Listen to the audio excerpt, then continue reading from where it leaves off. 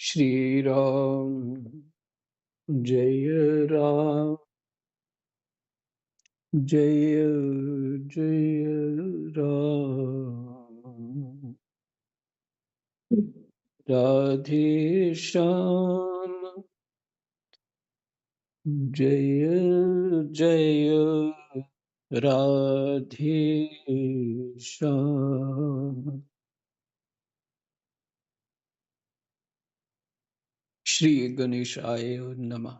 श्री सीता रामाभ्याम नमः। श्री हनुमते नमः। श्री उमापते नमः। श्री गुरुवे नमः। सब संतन की जय जय। जय जय सीताराम। राधे श्याम।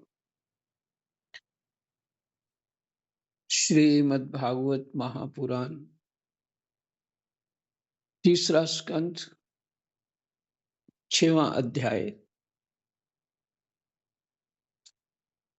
श्लोक संख्या 25 से पाठ करते हैं।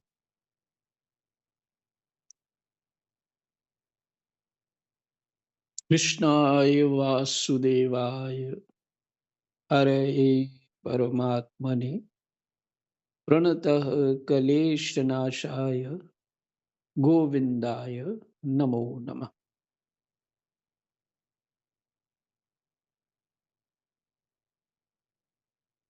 मैत्री जी कहते हैं विदुर जी, तत्पश्चात विराट पुरुष में अहंकार उत्पन्न हुआ।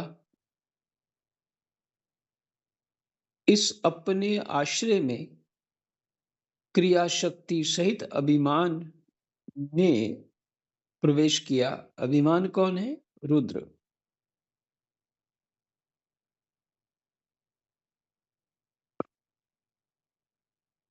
अहम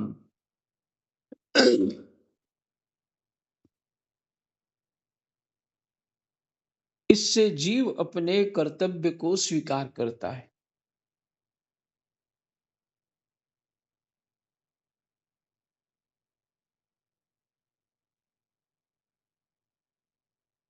देखिए, इसमें क्रिया शक्ति सहित रुद्र ने प्रवेश किया। अभिमान नहीं लेते, रुद्र ने प्रवेश किया। जो अहम शब्द है ना, वही रुद्र है।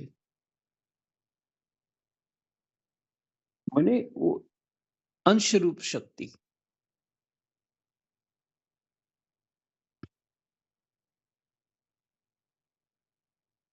इससे जीव अपने कर्तव्य को स्वीकार करता है। देखो, कुछ और याद आ गया मेरे को।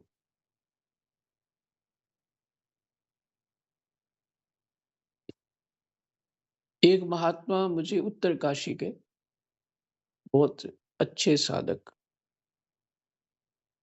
मैंने उनसे जिज्ञासा की कि मेरा नियम, बड़ी पुरानी बात है,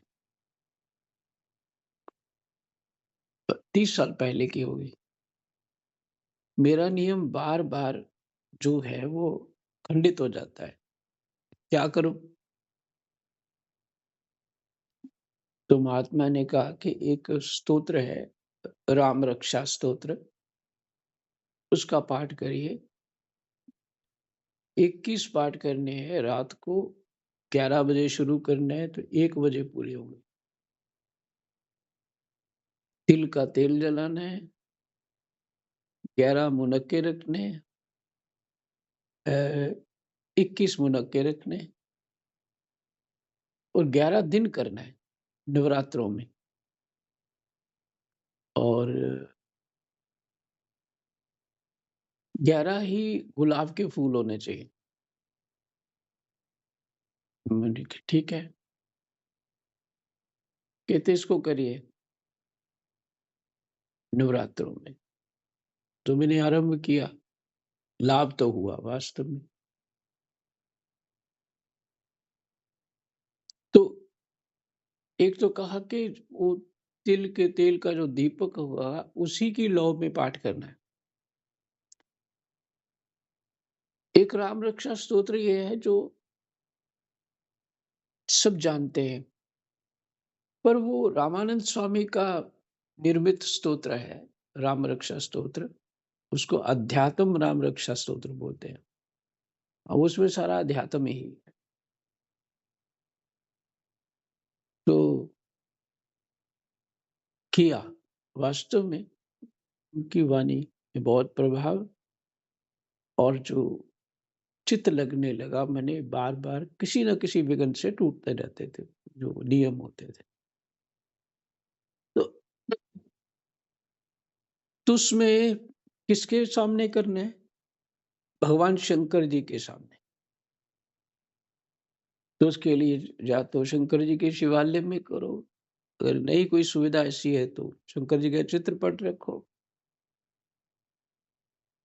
तो एक महात्मा और थे, बड़े महंत वृंदावन के, उन्होंने कहा मेरे पास वो है नर्मदेश्वर जी, ये मेरे से ले जाए और करे बैठ के। ठीक है, तो सारी बात ही बन गई। तो शंकर जी के सामने बैठ के पाठ करने से कौन है? रुद्र, मैंने अहम पुष्टि होना। इससे क्या हुआ? पुष्टि होना।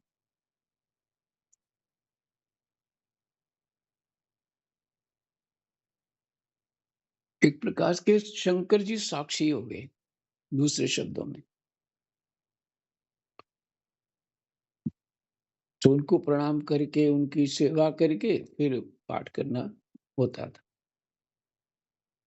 तो ये याद तब आया, ये देखिए, तत्पश्चात विराट पुरुष में अहंकार उत्पन्न हुआ। इस अपने आश्रय में क्रिया शक्ति सहित रुद्र ने प्रवेश किया। क्रिया शक्ति सहित।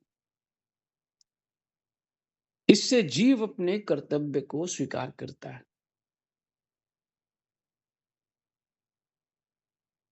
अब इसमें चित्त प्रकट हुआ।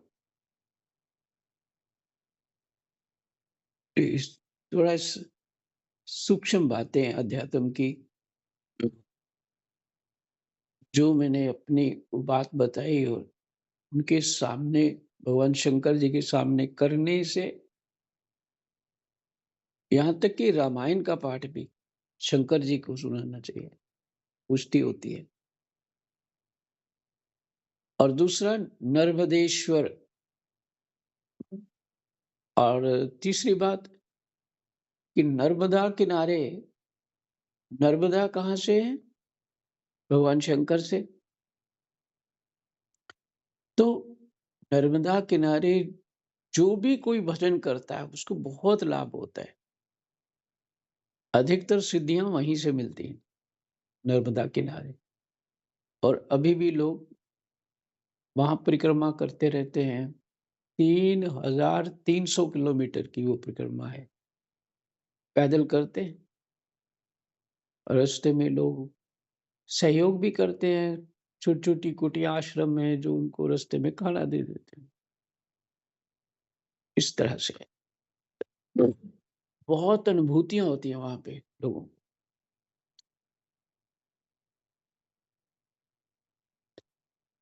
तो अब इसमें चित्त प्रकट हुआ, उसमें चित्त शक्ति के सहित महत्त्व ब्रह्मा स्थित हुआ। देखिए, मैंने एक बार बोला ना, महत्त्व बुद्धि है, कई बार बोल दिया, लेकिन यहाँ शब्द क्या है? महत्त्व ब्रह्मा। इन ब्रैकेट में लिखा है महत्त्व प्रकट हुआ। तो उनके बुद्धि के देवता ब्रह्मा ही है।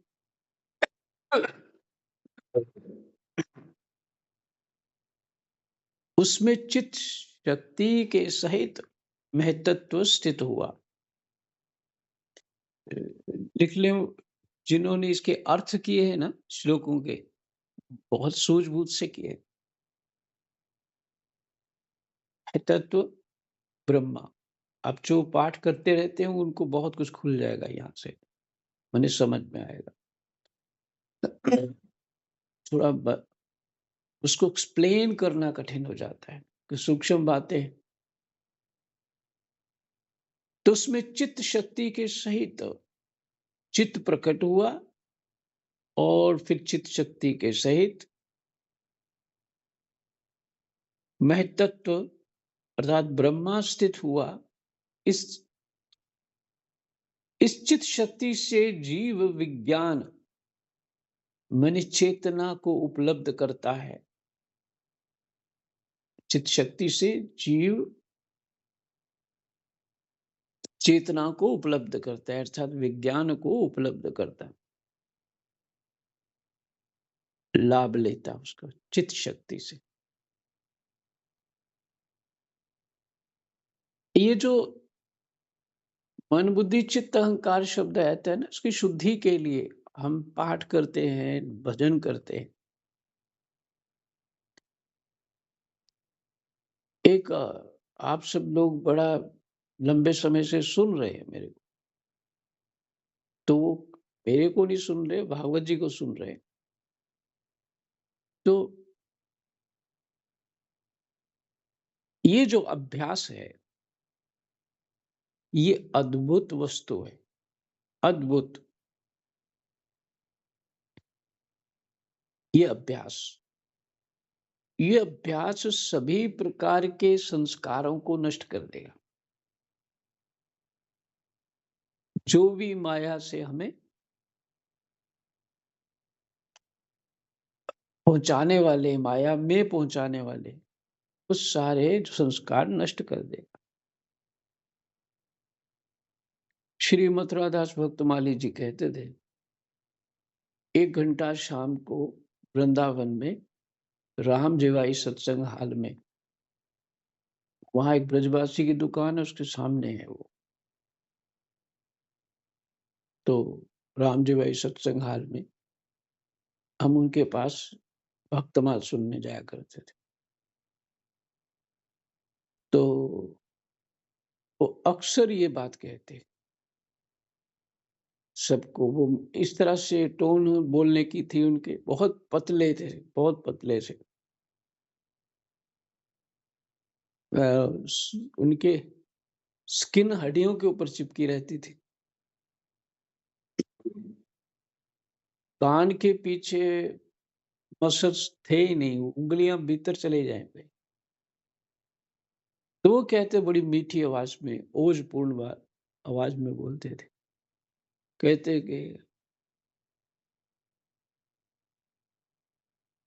ये तुम सब जो 1 घंटा यहाँ सत्संग सुनते हो, ये स्वर्ण अक्षरों से लिखा जाएगा, स्वर्ण अक्षरों से लिखा जाएगा। तो उस समय इतना समझ नहीं आता था कैसे लिखा जाएगा, कहाँ लिखा जाएगा, पता नहीं कहाँ धर्मराज के यहाँ लिखा जाएगा। पर अब देखिए, चित्त में उन्हीं की कृपा से ये सब बातें बैठ चुकी हैं, और अभ्यास करते रहने से। और उसमें सुनीता जी का अभ्यास तो बहुत जोरदार चलता था, तो मुझे भी सपोर्ट मिल जाती थी। तो अब संगी होना चाहिए ना, कोई उस तरफ लगा हुआ, उसी का संग करना चाहिए। तो अभ्यास ये जो है भजन साधन का, इसकी आवश्यकता है। हमें अभी सिद्धियों की आवश्यकता नहीं है, जो भगवत प्राप्ति की आवश्यकता नहीं है। अभी हमें दृढ़ अभ्यास की आवश्यकता है, जो मन में रुचि ला दे। प्रथम भक्ति संतन कर संगा, दूसरी रति मम कथा प्रसंगा। ये रति ला दे, रति चाहिए। यही भगवत कृपा में कृपा है, जो आप रति है तो लगे हुए हैं ना। अच्छा लगता है, रति मैंने अच्छा लगता है तो लगे हुए हैं। ये दुर्लभ बात है इस संसार में, जो शास्त्र का सार बात है, वो ये बात जो सत्संग सुनना, भगवत कथा सुनना, उसमें रति होना, रुचि होना, ये बहुत महत्वपूर्ण है जगत में।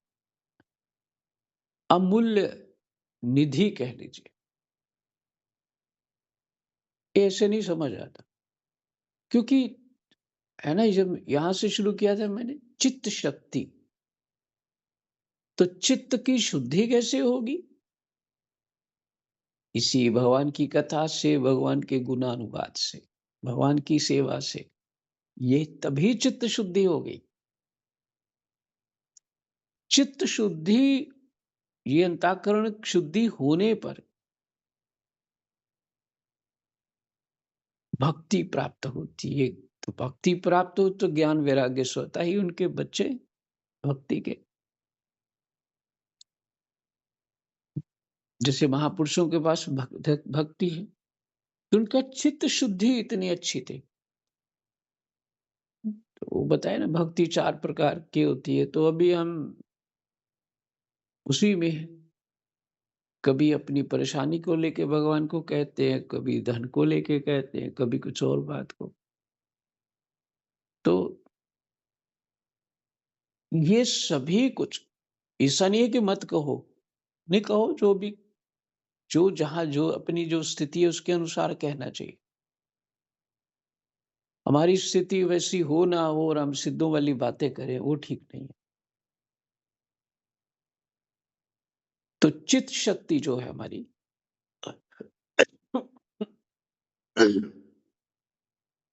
माने बुद्धि रूपा ये चित्त शक्ति, जहाँ चेतना विज्ञान उपलब्ध होता है, भगवत कथा से ही शुद्धि होती है। इस विराट पुरुष के सिर से स्वर्गलोक, पैरों से पृथ्वी और नाभि से अंतरिक्ष अर्थात आकाश उत्पन्न हुआ। फिर से, विराट पुरुष के सिर से स्वर्गलोक प्रकट हुआ और पैरों से पृथ्वी और नाभि से अंतरिक्ष आकाश उत्पन्न हुआ।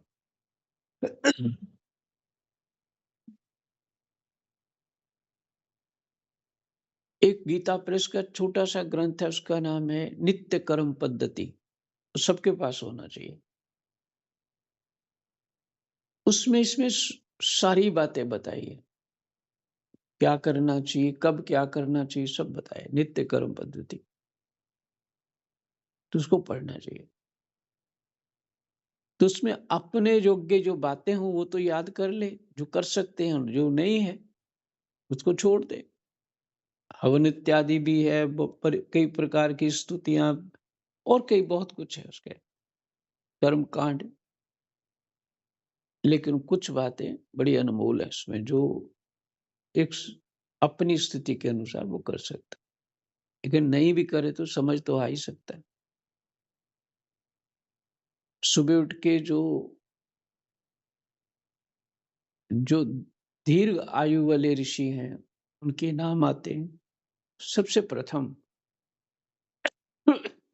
कराग्रे लक्ष्मी, मध्य सरस्वती और मूल में वासुदेव जी। ऐसे स्मरण करने से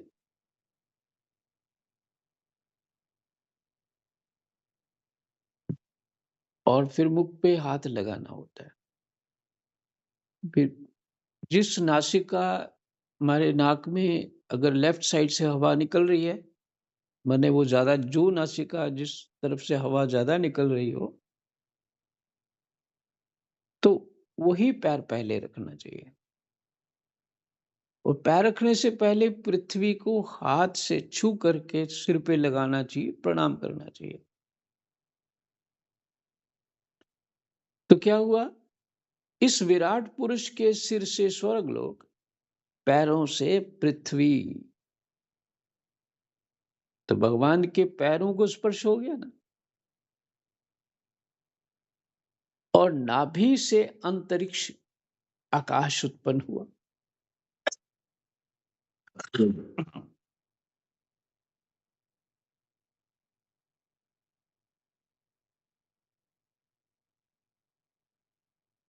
इनमें क्रमशः सत्व, रज और तम,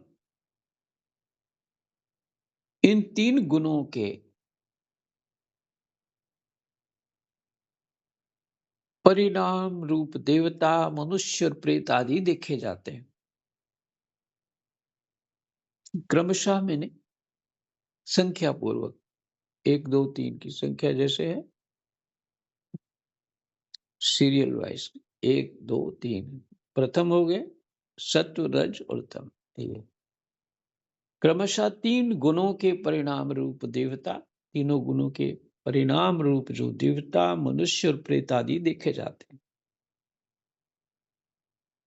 कैसे देवता हो गए सत्वगुण से,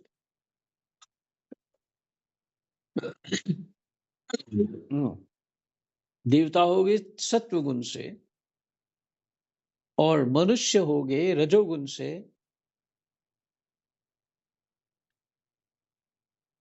और प्रेत आदि होते हैं तमोगुण से।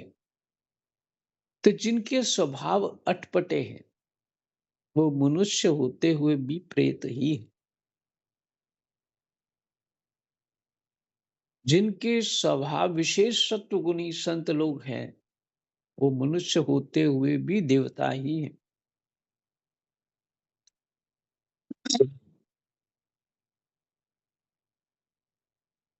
फिर कहते हैं 28वां श्लोक, इनमें देवता लोग सत्वगुण की अधिकता के कारण स्वर्गलोक में, मनुष्य और उनके उपयोगी गौ आदि जीव रजोगुण की प्रधानता के कारण पृथ्वी में, तथा तमोगुणी स्वभाव वाले होने से रुद्र के पार्षदगण भूत प्रेत आदि दोनों के बीच में स्थित भगवान के नाभि स्थानीय अंतरिक्ष लोक में रहते हैं। भूत प्रेत आदि आकाश में अंतरिक्ष में रहते हैं और वो सूक्ष्म भी हैं। लेकिन एक बहुत सुंदर बात बहुत अच्छी लगी मुझे को, ये मनुष्य और उनके उपयोगी गौ आदि जीव रजोगुण की प्रधानता के कारण पृथ्वी में, और पृथ्वी क्या है जो प्रकट हुई है भगवान के चरणों से, तो हमें किस बात का भय, हम तो भगवान के चरणों में ही रहते हैं। जितना भी भय है हमें अज्ञान से,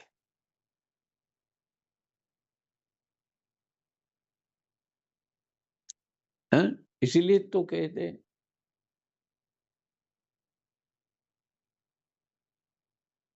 हरे कलेश नाशाय गोविंदाय नमो नमः। कलेश क्या है? अज्ञान।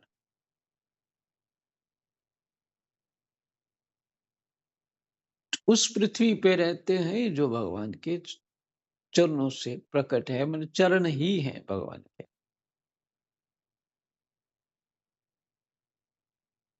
दूसरा ये है अध्यात्म के अनुसार भगवान के अतिरिक्त कुछ है ही नहीं, कुछ नहीं है। ये जो कुछ दिखता है हमें अच्छा बुरा वो अज्ञान से दिखता है, अज्ञान से रस्सी का सांप बना हुआ है। परंतु यदि हमारा चित्त शुद्ध हो जाए, चित्त में जो संसार की मैल पड़ी है वही अशुद्धि है, कामना इत्यादि और चिंताएं ये अशुद्धि है। कुछ ना रहे, बच्चे के समान हो जाए, कुछ जानता ही ना हो, चित्त शुद्धि हो जाए, तो अपना स्वरूप समझ में आएगा, मैं तो भगवत रूप ही हूं। तब कितना आनंद होगा। और यहाँ अज्ञान से हमने आपको अपने आप को कोई ना कोई इमेज बनाई हुई अपने शरीर की, मैं ऐसा हूँ, मेरा इंसल्ट ना हो जाए, मेरा सम्मान होना चाहिए, मैं कहाँ से खाऊंगा, क्या होगा। कैसे रहूँगा इत्यादि। सबके साथ ये है, लेकिन चित्त शुद्धि होने पे ये नहीं होगा।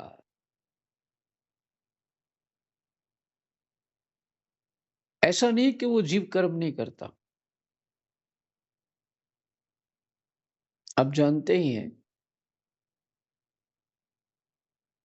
पूर्ण रूप से भगवान राम की चित्त शुद्धि है, अयोध्या के सारे परिवार की चित्त शुद्धि है। भगवान कृष्ण और उन ब्रजवासियों की चित्त शुद्धि है। फिर भी उनके जीवन में सुख-दुःख आए, क्योंकि सुख-दुःख शरीर का ही फल है। जब तक हम शरीर में अपने आप को मानेंगे, शरीर को महत्व देंगे, तब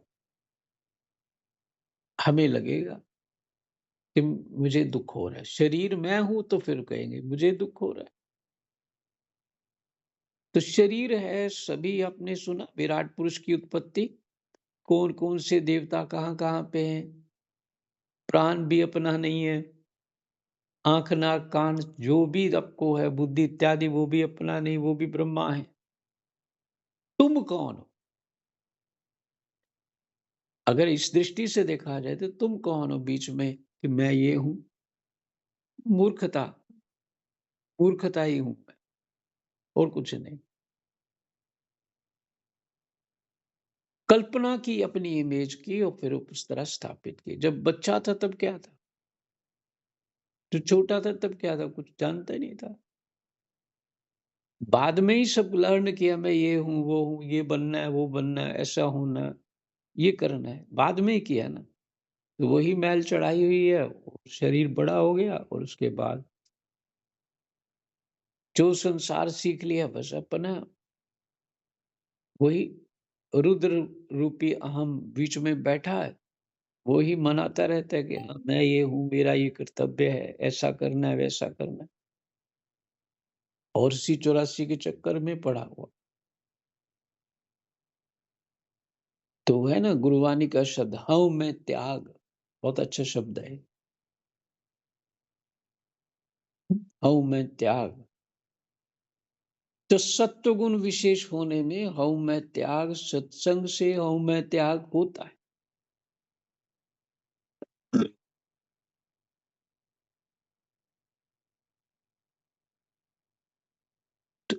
सच ये है कि परमात्मा ही सब कुछ बने और लीला तभी होगी जब ज्ञान, अज्ञान, धर्म, अधर्म ये भी बात भगवान ही बने हो।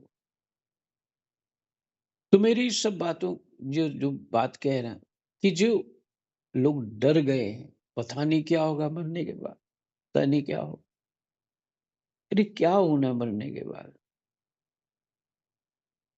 अगर तुम जान गए थोड़ी देर के लिए भी कि तुम सच्चित आनंद हो, तो आनंद ही होगा और कुछ नहीं, नया कुछ नहीं होगा। और नहीं जान पाए तो अपनी कामनाओं सहित शरीर छोड़ दिया तो फिर उन कामनाओं में सुख दुख की कामनाओं में लगे रहोगे, फिर शुरू कर दोगे।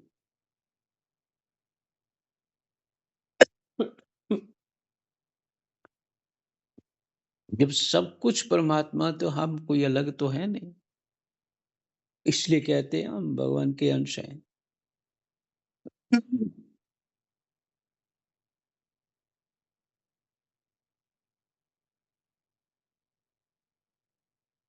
तो दोनों के बीच में स्थित भगवान के नाभि स्थानीय अंतरिक्ष लोक में रहते हैं कौन?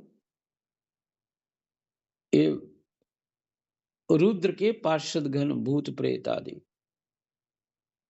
जो तमोगुनी स्वभाव वाले यही विश्राम कर देते हैं, फिर दूसरा पहरा शुरू हो जाएगा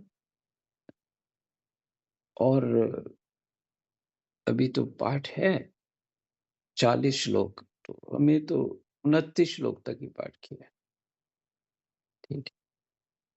कृष्णाय वासुदेवाय हरये परमात्मने प्रणतः क्लेशनाशाय